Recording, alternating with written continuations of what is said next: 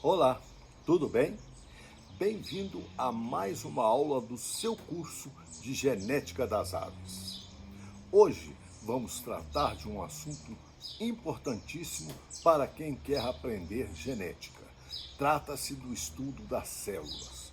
Obviamente que não se trata daqui de estudar citologia, que é um curso amplo e muito complexo. Não, nós vamos apenas ter as noções básicas de célula, que são interessantes para o nosso estudo de genética. Célula, por definição, é a menor parte viva de um organismo. E os organismos são compostos por uma única célula ou por bilhões delas. Por exemplo, a ameba é um ser unicelular, tem apenas uma célula e com essa célula a ameba se desloca no meio ambiente, a ameba se alimenta, produz energia e se reproduz. Outros seres, por exemplo, o ser humano, tem mais de 106 trilhões de células, um número bastante importante. Sim, então aí nós já temos a primeira definição: seres unicelulares com uma única célula e seres multicelulares que têm inúmeras células. Mas e a célula? O que ela é? Ela, sendo a menor parte viva de um organismo, ela tem que ter todo um arcabouço anatômico e funcional. E nós vamos ver aqui algumas funções e algumas partes da célula. Bom, a célula, a princípio, ela é representada como uma estrutura arredondada, mas não precisam ser assim. Existem células compridas e células, que são com múltiplas formas, células como as do intestino, que são tubulares e por aí vai. Mas isso para nós não importa. Nós vamos representar a nossa célula com essa estrutura arredondada. A primeira coisa que nós podemos observar é que a célula está rodeada de uma membrana e essa membrana da célula, ela delimita o que existe fora e o que existe dentro da célula. E ela tem inúmeras propriedades. Entre elas, e isso é importante, ela é permeável a alguns tipos de substância. Mais à frente vocês vão ver que isso tem uma certa importância. Bom, dentro da célula, logo se destaca uma grande estrutura que eu representei aqui da cor vermelha, que é o núcleo da célula, que é uma estrutura arredondada que existe dentro da célula e que contém todo o material genético que nós vamos estudar. Tá? Aí está o núcleo. Também ele tem uma membrana que o envolve, que tem um nome de carioteca. Não precisa decorar isso, basta que vocês saibam que a célula tem esse núcleo e que o material genético está lá dentro, guardadinho.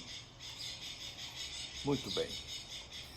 Fora o núcleo, espalhado no citoplasma da célula, que é essa grande área preenchida por uma substância, vamos dizer assim, meia gelatinosa, existem ali algumas organelas celulares que são importantes para nós.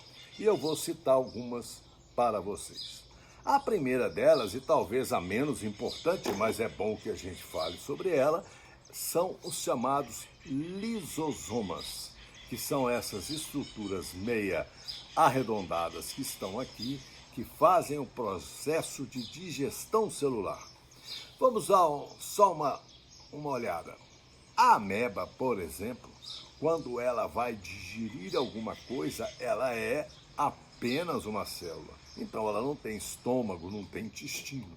Então a ameba utiliza-se de enzimas dentro dessas estruturas para digerir o seu alimento. Portanto, também nos seres humanos e também nas nossas aves, nós temos dentro da célula um verdadeiro estômago, capaz de digerir uma série de substâncias. Ele se chama lisosoma. Bom, A outra estrutura que nos interessa, que está dentro da célula, é chamada de complexo rugoso. Esta estrutura representada aqui, né, por uma série de tubos, ela está ligada diretamente à produção de proteínas. E vocês vão saber muito bem qual é a importância dessa estrutura. Uma outra estrutura presente dentro da célula chama-se complexo de Golgi, que está aqui embaixo.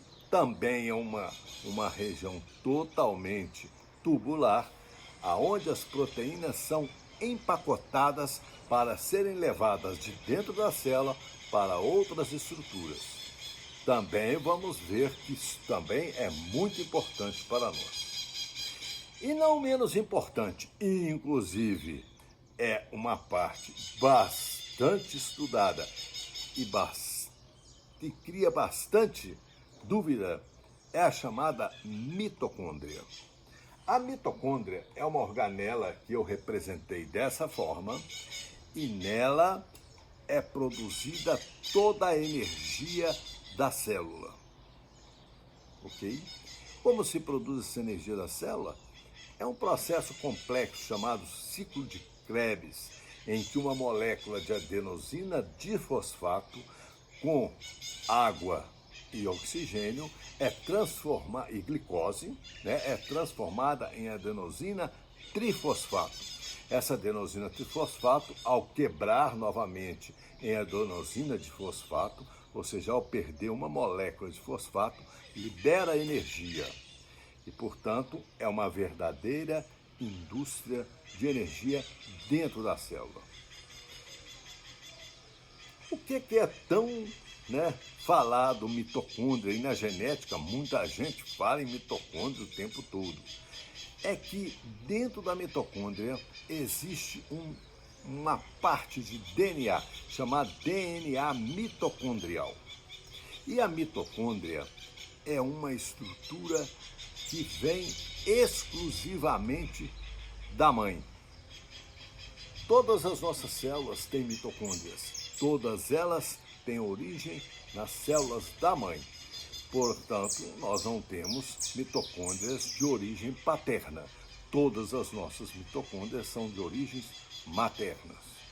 É um fato curioso, importante, mas nós sabemos que o espermatozoide, ao entrar dentro da célula, deixa de fora as suas mitocôndrias, ou quando as suas mitocôndrias entram para dentro das células, elas são imediatamente inutilizadas, ou seja, destruídas.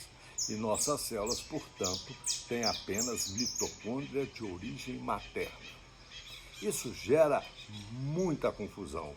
Muita gente alega que determinadas características genéticas são provenientes única e exclusivamente da mãe, porque dentro da mitocôndria existe um DNA e esse DNA vem exclusivamente da mãe. Nós vamos falar sobre isso, é um assunto extremamente polêmico e nós vamos esclarecer para vocês isso mais à frente. Muito bem, a célula, ela sendo a menor parte de um organismo vivo, também é aquela que inicia qualquer ser vivo. Ou seja, um dia, há um tempo atrás, antes da gente nascer, nós éramos apenas uma célula. E essa uma célula, então, foi multiplicando e nos transformou no que somos hoje. Bilhões, trilhões de células. As aves é a mesma coisa. Tudo começa com uma única célula. E a célula inicial das aves é o ovo. Você sabia que o ovo é uma célula? E você sabia que a gema do ovo é o núcleo da célula? Ok, é isso aí, né? Quando a galinha bota o ovo, na verdade ela está botando uma célula que, sob determinadas condições no meio externo, de calor e umidade, essa célula começa a se dividir e no final de um prazo que é variável, dependendo do tipo de ave que você está criando. No final de um determinado prazo,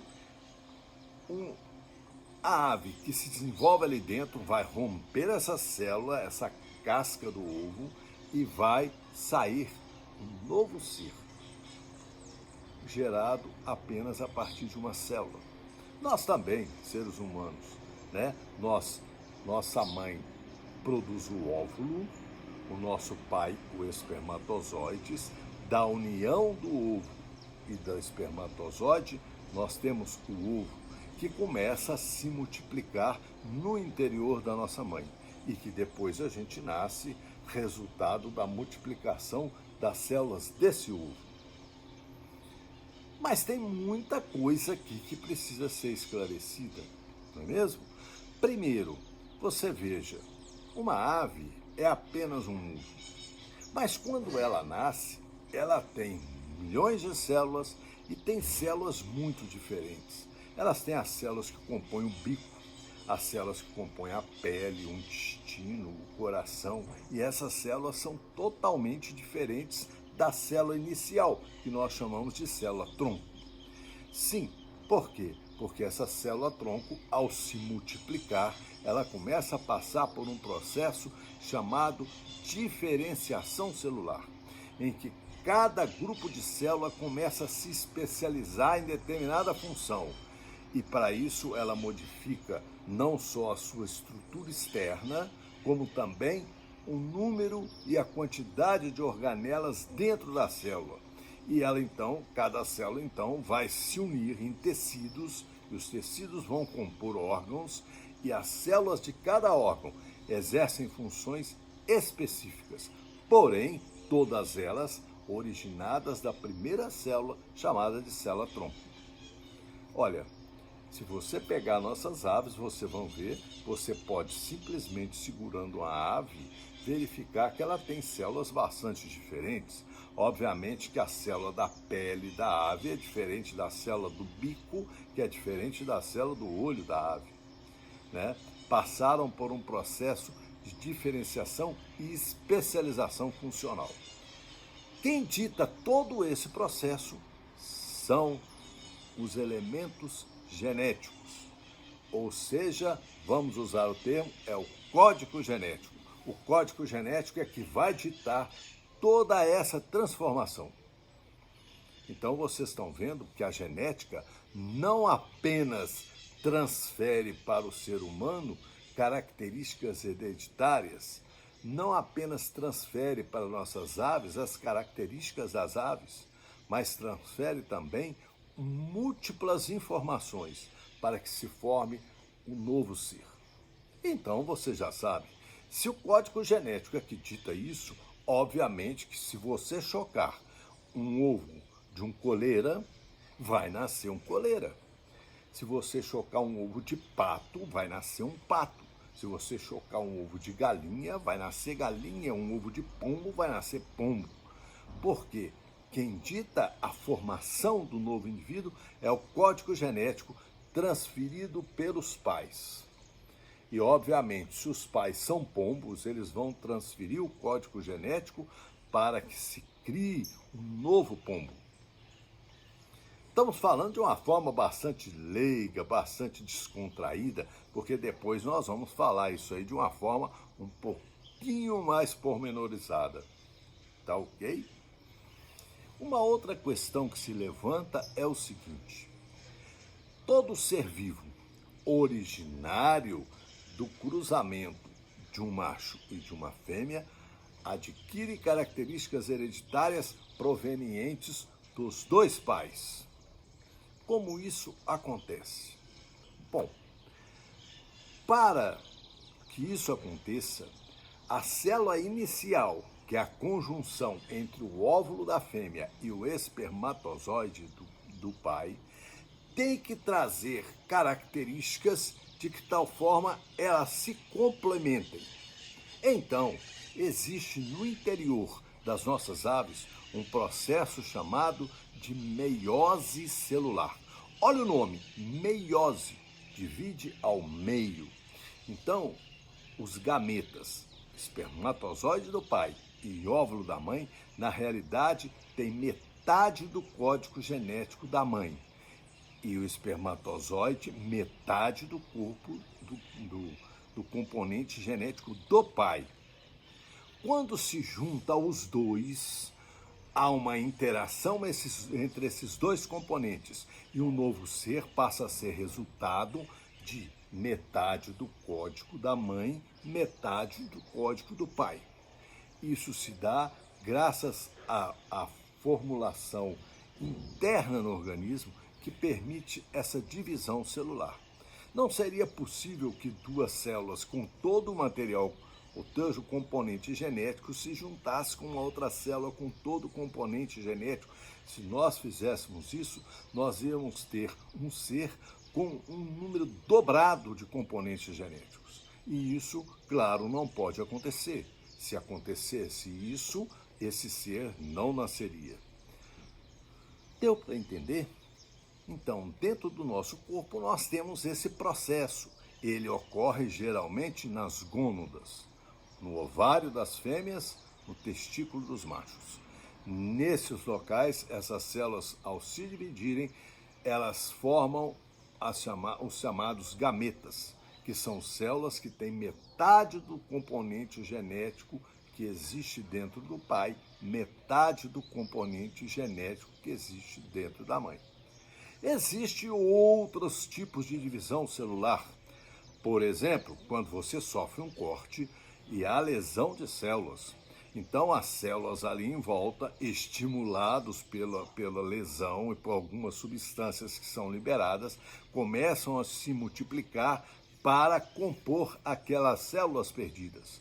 Nesse caso, essas células passam por um processo chamado de mitose e não meiose.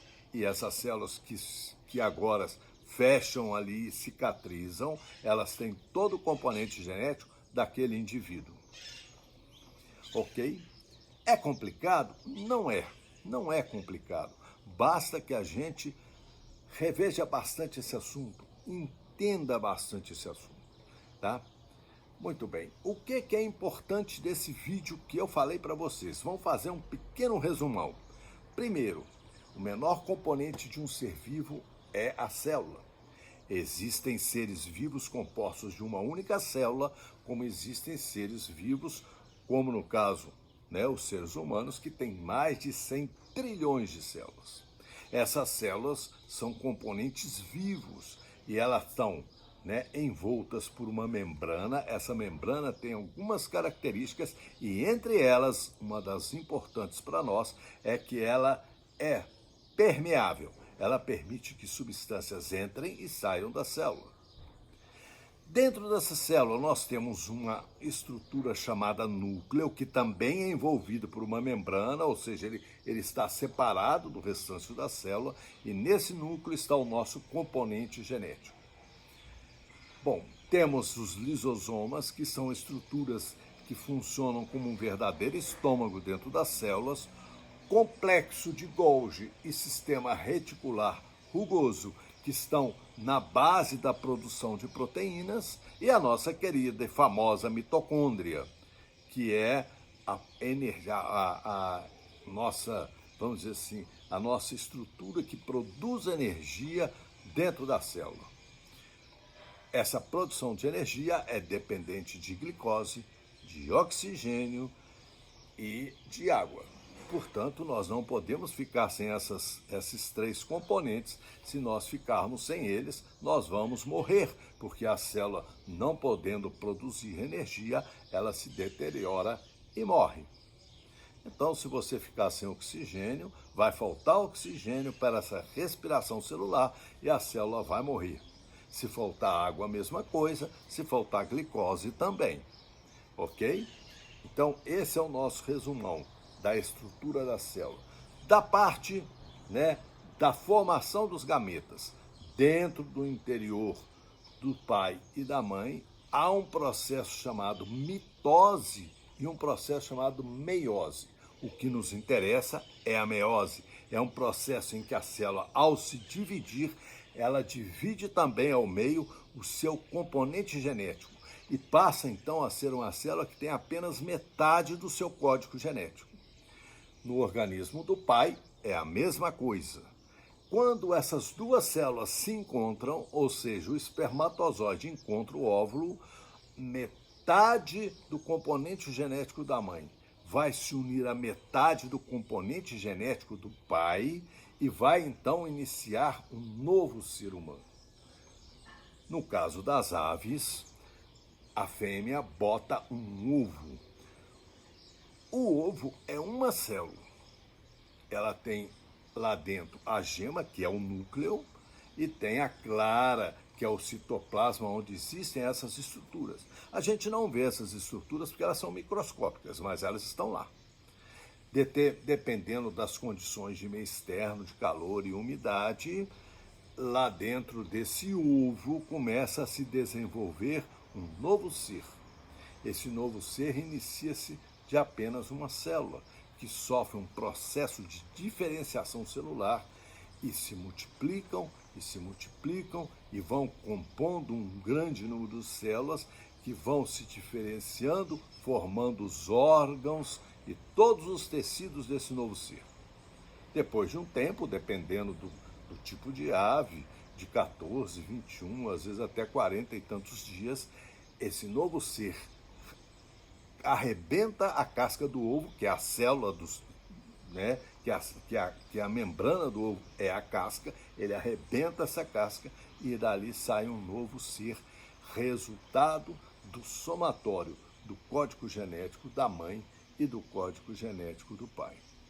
Obviamente que esse ser que nasce do ovo, se ele é resultado do código genético do pai e da mãe, ele vai nascer da mesma espécie que o código, né, a mesma espécie do pai e da mãe. Então, se você chocar um ovo de pombo, vai nascer pombo.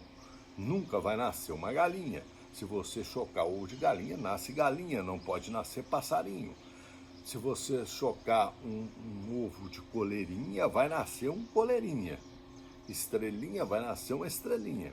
Se você chocar um ovo de avestruz, vai nascer avestruz. E não existe outra possibilidade, já que esse ser que nasce é resultado dos códigos genéticos dos seus pais. Estamos entendidos? É isso que eu queria passar para vocês sobre célula. Você tem alguma dúvida? Escreva aí embaixo, que eu prometo que farei todos o possível para responder. Aliás, vamos fazer o seguinte, daqui para frente vão ter algumas playlists em que serão o resultado das suas perguntas. E eu vou colocar nessa playlist as respostas que eu puder dar. Ok? Se eu souber, tá? Nem tudo eu sei. Mas, conforme a pergunta, a gente procura saber do que se trata. E se eu não souber, eu prometo a vocês que eu vou estudar e vou tentar responder. Ok? Esse vídeo que termina agora, ele já não é mais da parte da introdução, mas é uma nova playlist em que nós vamos começar a discutir alguns assuntos de interesse para depois nós entrarmos na genética. Então, essa playlist que eu começo hoje, ela vai ter, né, vídeos que ainda não são de genética, mas que são vídeos que interessam para que a gente tenha uma base para estudar genética. Por favor, divulguem o nosso canal, levem as informações para o seu clube de criatórios, levem a informação sobre esse canal para as pessoas que vocês saibam que criam aves, porque isso é importante. É importante para mim saber que existe um número legal de pessoas acompanhando o curso, porque isso nos estimula a fazer mais vídeos. Se possível, se inscreva no canal, acione o sininho para receber novos vídeos. E um likezinho aí, se vocês acharem que vale a pena. Tá bom? Então, um grande abraço e até a nossa próxima aula. Márcio Bacarini.